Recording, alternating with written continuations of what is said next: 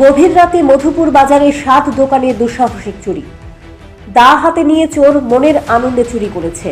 এক দোকানের সিসিটিভির ফুটেজে তা প্রত্যক্ষ করা যায়। একই রাতে বাজারের 7টি দোকানে হাত সাফাই করে চোর চক্রটি।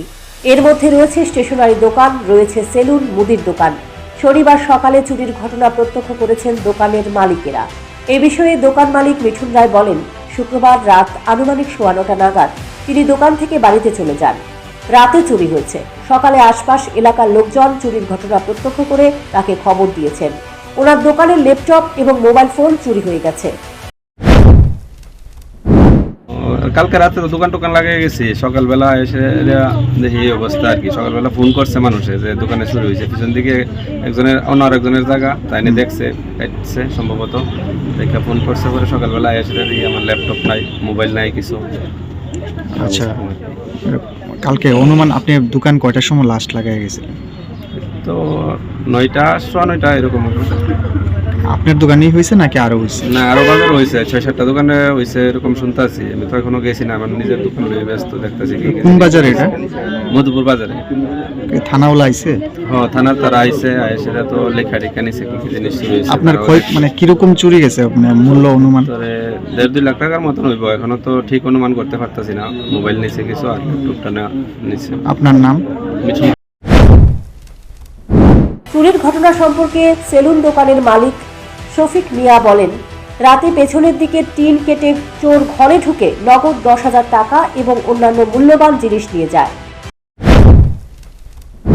কালকে রাত্রে আমরা দোকান বাড়িতে গেছি গিয়া, তো সকালবেলা একজন বন্ধু ফোন দিছে, তো বন্ধু তোমার দোকান তো কাজ চালাইছে।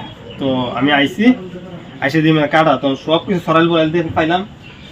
চাইলাম টাকাটা নাই, 10,000 টাকা আসলো, এটা নাই। আর কি নিছে? আসলে আমার একটা মেশিন নিচ্ছে, এটা বাইরের মেশিন, আমি সৌদির উপর থেকে আনছিলাম, এটা লেগে গেছে। আর এমনি আর কিছু নিচ্ছে না। এটা কোন বাজার? এটা মধুপুর বাজার। নাম কি আপনার? শফিক।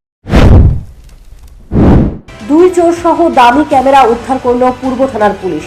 গোপন খবরের ভিত্তিতে অভিযান চালিয়ে ধলেশ্বর এলাকার 2 চোরকে পাকড়াও করে কৌশল শিলের ক্যামেরা উদ্ধার করে। গত কিছুদিন আগে তাদের বাড়ি থেকে চুরি হয়েছিল এই ক্যামেরা।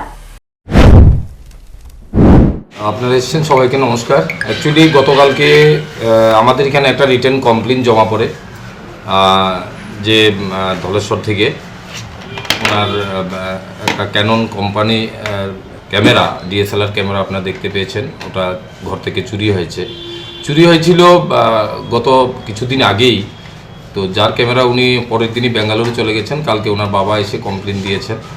তার পরিপ্রেক্ষিতে আমরা আমাদের থানার অফিসার এবং অন্যান্য স্টাফ একটা সিভিল টিম তৈরি করে আমরা সন্দেহভাজন প্রথম একজনকে আমরা চোরকে ডিটেন করি।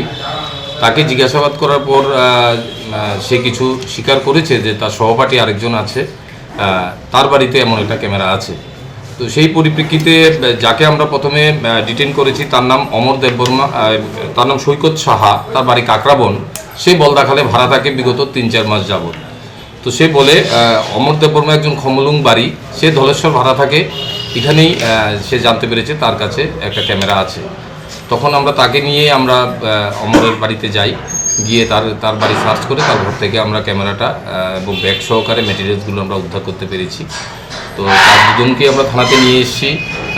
তাদের বিরুদ্ধে আমরা একটা চুরির কেস রেজিস্টার করেছি। আজকে তারা কোর্টে যাবে।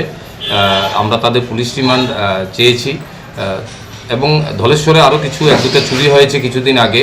আমরা দেখব ওই কেসে যে অর্নামেন্টস বা আদার মেটেরিয়ালস আছে ওগুলো রিকভারি করার চেষ্টা করব এবং এই চুরির সাথে আর কারা কারা জড়িত আছে তাদেরও আমরা অ্যারেস্ট করব। চুরির ঘটনা রাজ্যের গ্রাম থেকে শহর সর্বত্রই ঘটে চলেছে। এমন একটা দিন বাদ যায় না যেদিন রাজ্যের কোনো না কোনো স্থানে চুরির ঘটনা ঘটছে না।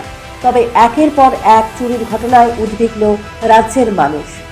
Bureau report, news prime Tripura.